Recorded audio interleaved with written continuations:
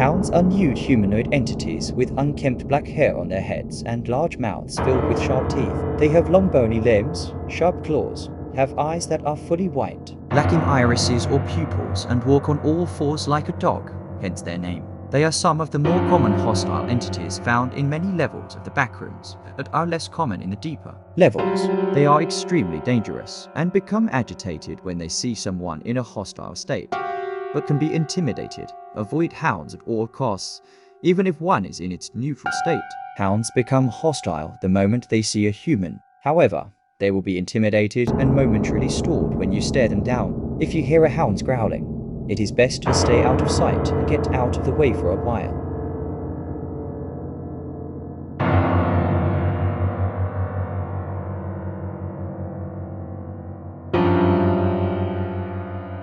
The hairworms are brain-controlling parasites that can be found in levels that contains huge amounts of water and aquatic levels, such as level 30. The hairworms can enter into the human body through the ball point in the upper part of our heads or through severe wounds. Once the parasite has entered into the human body, the body will start to show various symptoms which will be explained in the effects thread, which will eventually lead to their death in a very painful way. It was seen that the parasite can't survive outside of water for long, and their mobility decreases greatly when they are out of water. Hairworms can be killed by stomping on them or with fire. The length of the fully grown hairworms varies between 5-10 cm and width of 1-2 mm. The worms contains a brain-like organ on the top right side of their bodies. This part also contains small needles used to dive through the flesh and brain tissue. Although their brains are unevolved, the hairworms have showed evidences of having low-level intelligence.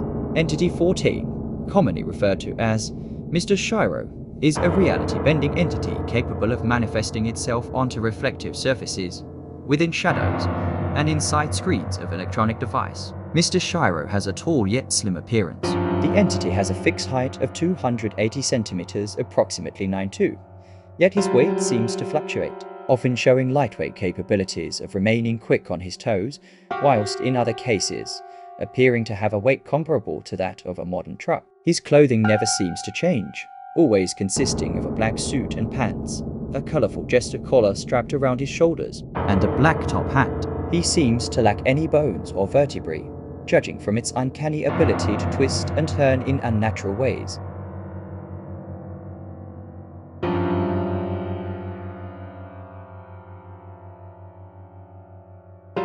Entity 15, also known as Tearjerkers, are a group of humanoid entities, all only appearing in the dark, making visualizing them a bit difficult. They all have ghostly white faces. They also all presumably have distinctive scars on their faces. The third one's face is unknown, so whether he has scars is also unknown. Whether these mean anything is currently unknown. 3 of these are known, and it is unknown if there are any more. Tearjerkers never are in brightly lit places, making all of them completely safe from them. If one of them comes across you, he will try and rip out your tear ducts, exclaiming that they are curing your sadness. They all also seem to have distinct personalities.